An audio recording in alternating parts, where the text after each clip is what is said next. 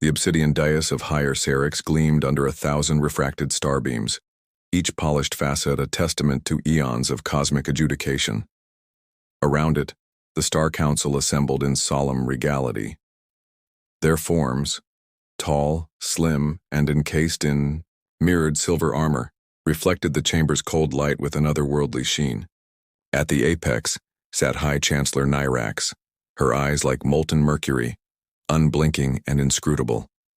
Before them, suspended in a transparent stasis pod, was Varan, the malnourished hatchling of the Emberwing clans. His wings, once proud and scarlet-furred, were now ragged and limp. His scales, dulled from their usual incandescent glow to a fragile lavender, bore the fine cracks of starvation. He looked scarcely larger than a human child, an anomaly among the dragonkin, whose average wingspan rivaled cruiser vessels. Varan of Emberwing, intoned Chancellor Nyrax, her voice resonating through the chamber's acoustic matrices. Your transgressions against the Council's edict on resource preservation are laid bare. You stole the crystalline hydro-egg from Clan Hatchfire's vault, the very essence of their lineage's continuance. At her words, Varan's chest constricted. He had begged, pleaded, argued the fatal truth, that his clan was dying. There, numbers dwindling beneath the relentless drought that had ravaged Emberwing's volcanic isles. Without the egg's life gel, they would vanish from history. But the Council, sworn to impartial balance, would not be swayed by pleas of mercy. A guttural voice rumbled from the northern concourse. "Councillor Zertal, speak," boomed Elder, Speaker Ulshek, his cobalt-scaled visage framed by knot-like ridges. "Is it truly our will to condemn a starving creature when our granaries overflow?" Zertal, the youngest councillor, lowered his gaze. His silver helm concealed grief, but his tone betrayed resignation. "Our stores are pledged to warships and distant colonists.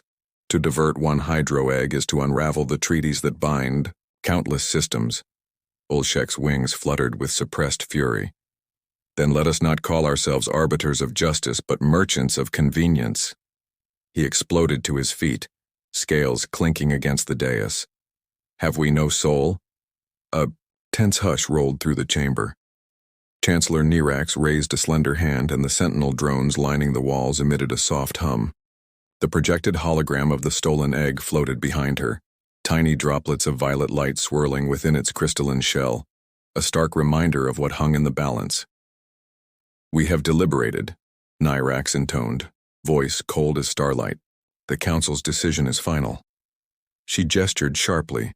The stasis pod disengaged its magnetic clamps and descended on a rail toward the dais's edge. As it moved, Varan caught sight of Rowland, his only clanmate present as a silent witness. Rowland's eyes, 2 points of burning ember, pleaded, but she knew the Council's resolve was absolute. The chamber's rear doors whooshed open, revealing the launch corridor beyond. With a hiss, the pod was ejected, disappearing into darkness. The echo of its expulsion lingered like a death knell. Varan's mind swirled with images: the cratered ash fields of Emberwing, his mother's cracked tearstone talons, the children of his clan with hollowed eyes. A trembling sorrow welled in him, but beneath it sparked a quiet ember of resolve. The Council rose to depart. Zertal lingered. His voice was barely a whisper. "May whatever guides the cosmos grant you the strength to endure, exiled one." Varan's heart clenched.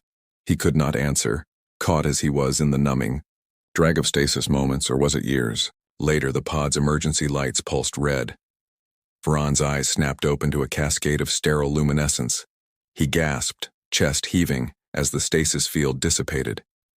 Around him, the corridor was deserted, save for the pod's own mechanical hiss and the distant rumble of the chamber doors sealing shut. Pushing against the translucent walls, he emerged into a cramped antechamber. A single viewport revealed stars strewn across an inky canvas. Beneath, a distant orb glowed, with a sullen amber hue, Thir Mal, his exile world. Despair threatened to overwhelm him, but he thrust it away. He recalled the ancient legend of the starseed, a cosmic, draconic entity born when a creature in direst need invoked the universe's hidden mercy. Though many dismissed it as myth, Viren felt its embers in his core. He flexed his wings. The membranes fluttered, weak but intact. His claws grazed a control panel, and with a shudder the pod's hatch slid open. He stepped through, talons clicking against the polished floor. The corridor's gravity dampeners flickered, and he lurched forward, but did not fall. Above him, an automated speaker crackled to life. "Exile protocol complete. Good luck, prisoner." The voice was flat, devoid of scorn or sympathy. Viren gave no reply. He advanced to the airlock at corridor's end. Beyond its glass, Thirmal's surface churned.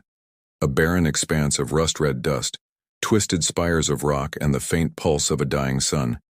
He took a final, steadying breath.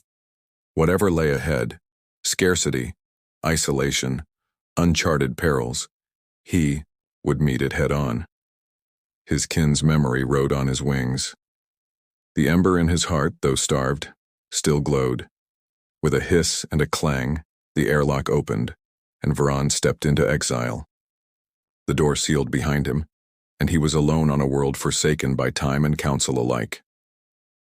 Yet as the distant suns cast long, sanguine shadows across the landscape, Viren felt something stir within, a promise that punishment could yet become purpose, and that the sentence of the council might be the spark that forged his destiny.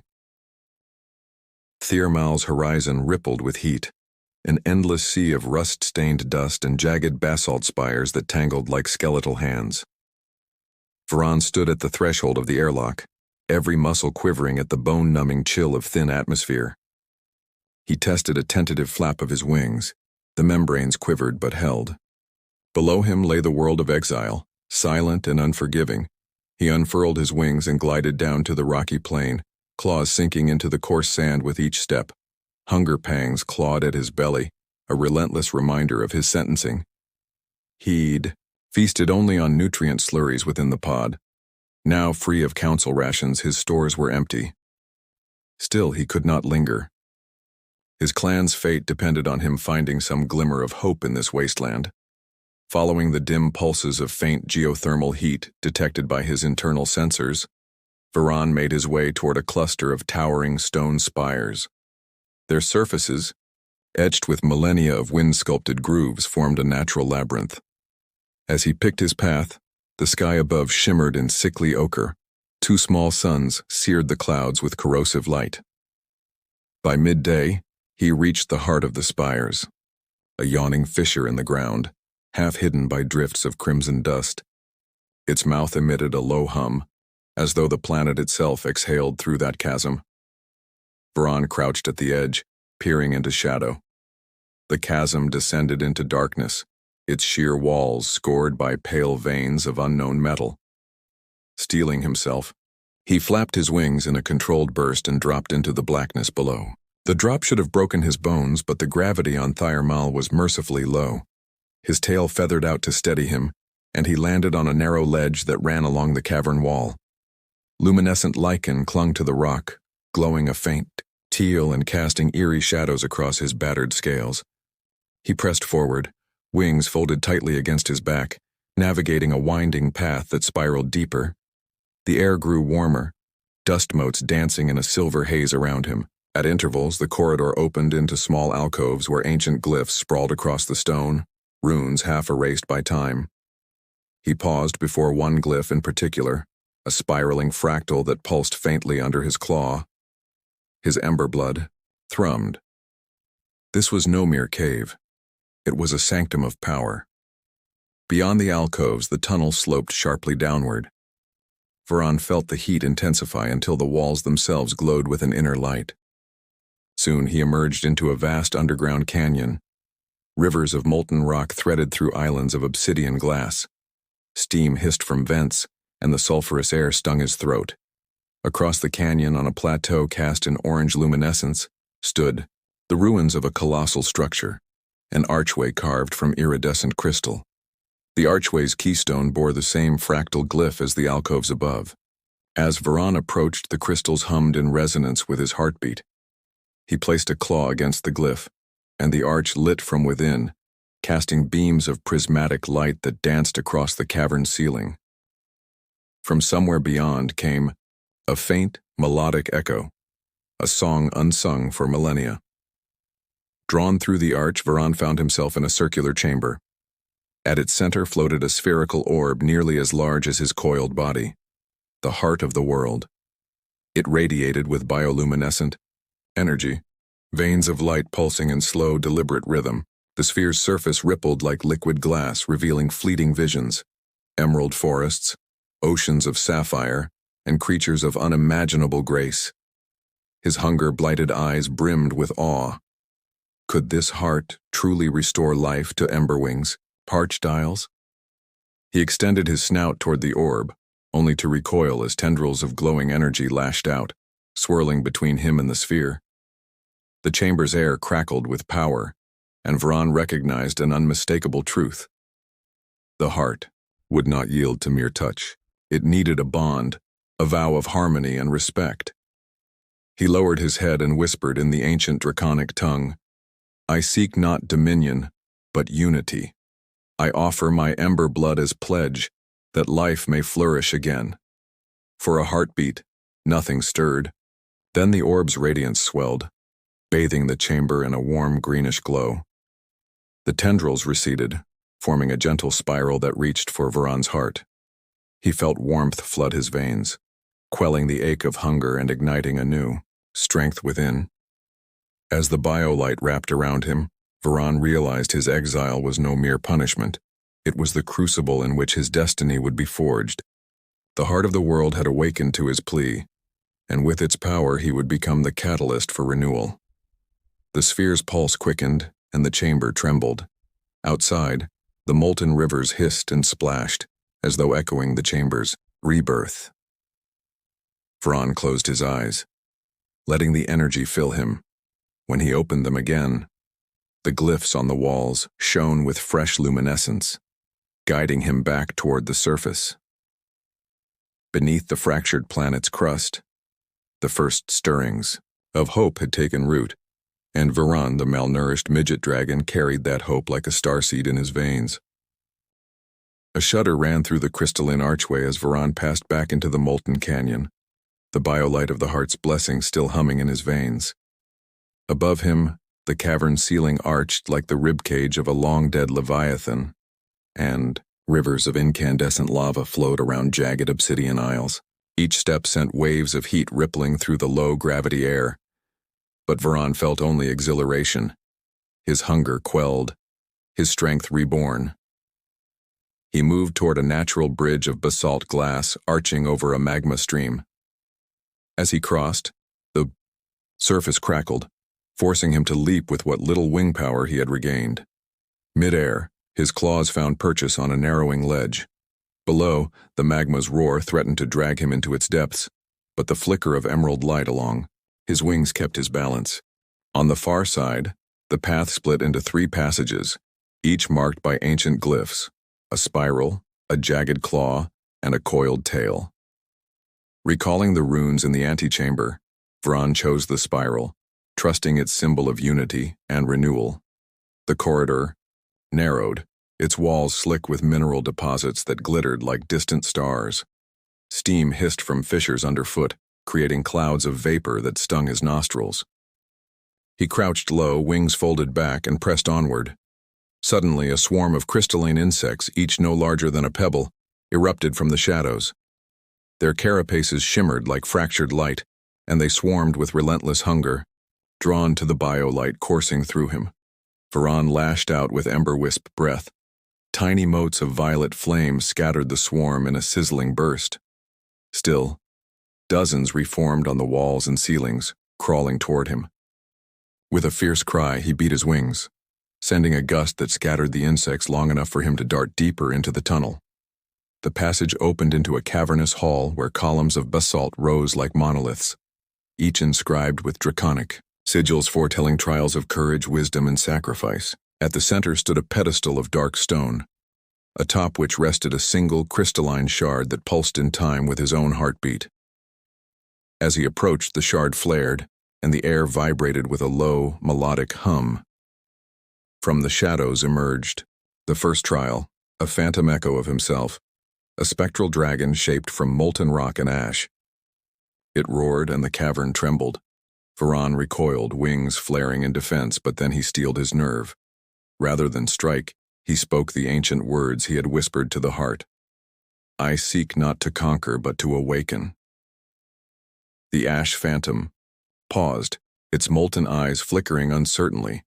In that suspended moment, Varan closed his eyes and let the biolight flow outward, suffusing the phantom with warmth. The molten form softened, its jagged edges molten glowed into smooth curves. With a final resonant exhale, it dissolved into motes of amber light that drifted upward and vanished in the darkness. Varan exhaled a trembling breath. His compassion had turned a foe into aid. Beyond the hall, the final corridor descended steeply toward a subterranean lake of liquid crystal. Its waters shimmered with latent life, but the surface was broken by treacherous pillars of glass that jutted like spearheads. To cross, Varan would need to vault across, trusting his renewed wings and the heart's gift. He crouched, flexing every muscle. Then, channeling the biolight through his ember core, his wings ignited in a soft green flame. With a mighty leap, he soared across the width of the lake, landing on the far shore without a stumble. The crystal waters rippled, awakening dormant, spores that rose in glowing clouds heralding the sentinel's final ascent. The chamber beyond opened suddenly, revealing a corridor bathed in prismatic light. At its end, the sentinel awaited, a towering figure of bone and circuit, its eyes two living stars. Varan stepped forward, unafraid. He had faced hunger, insects, phantoms, and deathless heat, and emerged not only unbroken but transformed. As he met the sentinel's gaze, the biolight in his wings pulsed in greeting. The sentinel inclined its head, recognizing in Varan the true steward of the heart. In that acknowledgement, the final barrier dissolved, and the path to the heart's core lay open at last. Varan drew a steady breath and strode forward, ready to claim his destiny and to carry the promise of renewal back to his dying world. A humming crescendo filled the prismatic corridor as Varan approached the sentinel's throne, a towering dais hewn from living crystal, facets catching every stray beam of biolight. There, the biomechanical guardian waited, its form a fusion of polished alloy and osseous skeleton, eyes gleaming like distant quasars. Steam seeped from its joints and the air crackled with latent energy, the final ward protecting the heart's core. Varan's newly kindled wings glowed with emerald flame, casting shifting shadows across the chamber. He moved forward with measured steps, heart pounding. The sentinel's voice, ancient and resonant, echoed through the hall. Only one who bears the heart's true spirit may pass. Without hesitation, Varan gathered the warmth coursing through his ember blood. He inhaled deeply, drawing biolight into his lungs until his chest shone like a newborn star. Then, he unleashed a torrent of emerald flame, swirling in a spiraling column that danced between him and the sentinel. The guardian reacted instantaneously, sweeping massive alloy arms in a graceful arc, deflecting the flames with ripples of blue-white energy. Sparks rained down, sizzling as they struck the crystalline floor. Their duel was less a clash of blades and more a dialogue of wills. Each strike and parry spoke of purpose, the sentinel testing strength and resolve, Varan proving mastery over both flame and compassion. When the sentinel's gauntleted fist drove toward Varan's chest, he did not dodge. Instead, he met the blow, letting the impact electrify his ember core. Pain flared, but he held firm, wings unfolding in a protective sweep. The emerald flame intensified, enveloping him in a cocoon of living light. At that moment, Varan spoke, the ancient oath. By the spark of hope and the bond of life, I stand as steward of renewal. His voice rang clear, resonating through the sentinel's alloy bones. The guardian froze mid-strike, its eyes widening as the emerald flame washed over its form. The energy seeped into the circuits, igniting dormant runes etched across its plating. A low melodic hum arose, harmonizing with Varan's heartbeat. Then, with a sound like crystal shattering into starlight, the sentinel bowed. Its limbs unknotted, and the living crystal dais parted to reveal the heart's core, an orb of liquid biolight, pulsating with every beat of the planet. Tendrils of radiant energy curled around Varan's claws, guiding him to the orb's side. As he touched the surface, a surge of verdant warmth exploded within him, fusing their essences into one. In that union, Varan felt the planet's breath beneath his talons and the roar of distant oceans that had never been. He understood the heart's memory, the rise and fall of civilizations, the ebb of life, and the cycle of rebirth. Tears of molten silver welled in his eyes as he vowed to channel this power not for conquest, but for the salvation of his clan. When he withdrew, the emerald flame had transformed. His wings now shimmered with shifting hues of green and gold, each feather tipped with biolight. The sentinel had receded, its form dissolving into motes that drifted upward to nurture the heart's energy. Varan stood alone before the orb, a bridge between exile and hope, the flame reborn, destined to carry the promise of life back to a dying world. When Varan's claws touched the final terrazzo slab at the cavern's threshold, the heart's pulse surged through the planet's veins like lightning beneath stone. The crystalline glyphs lining the tunnel flared in response, bathing his path in emerald light. Each footfall became a drumbeat of renewal, drawing the raw energy of Thirmal upward toward the surface. He climbed the basalt steps carved by eons of subterranean forces, the air growing cooler with every ascent. As he neared the fractured ceiling, cracks in the rock began to glow, fissures spreading like silver webs. With a final bound, Varan burst into daylight, and the world above greeted him with a symphony of transformation. Where once lay a wasteland of rust and ash, rivers of liquid biolight now snaked through canyons of obsidian, their waters humming with living energy. Crystalline saplings erupted from the red dust, their tendrils twisting skyward and bursting into blossoms of pale green. Spores floated on gentle breezes, coalescing into drifting clouds that showered the land with new life. Even the suns, once harsh and merciless, seemed to soften against the planet's nascent bloom. Varan exhaled, wings unfurling in a radiant arc. His plumage, now iridescent with shifting greens and golds, shimmered in the dual sunlight. He summoned a gentle sweep of biolight, and the sapling's buds unfurled into leaves. Moss crept across stone spires, and crystalline flowers chimed in the wind like wind-driven bells. The very air tasted of promise. Far above the haze of Thirmal, sensors aboard the Star Council's orbital relay detected the anomaly, an unprecedented surge of biosignatures. In High Syrinx, Chancellor Nyrax and her counselors watched in stunned silence as hollow projections displayed a dead world reborn in mere hours. The heart, it has awakened, Bolshek whispered, awe softening his cobalt scales. And it answers a dragon's plea. On the planetary surface, Varan raised his head and uttered a roar that echoed across two suns, a song woven from ember light and verdant energy. The sound rippled outward, carrying with it an undercurrent of hope that journeyed through space to the scorched isles of Emberwing. There, amid cracked lava fields, dormant hydrovents trembled, ready to pour forth the life gel that would save his kin. As the orbital gates opened and the Council's envoy descended, Varan folded his wings around him in quiet dignity. The biomechanical sentinel now stood at his side, its alloy plates transformed into living crystal, a silent guardian of his new role. He was no longer an outcast, but the starseed, bearer of the heart's promise, bridge between worlds. When the envoy landed, Chancellor Nyrax led the delegation, her gaze filled with wonder rather than judgment. Varan stepped forward, his biolight pulsing in greeting. In that moment, exile and judgment were forgotten. Only the future remained.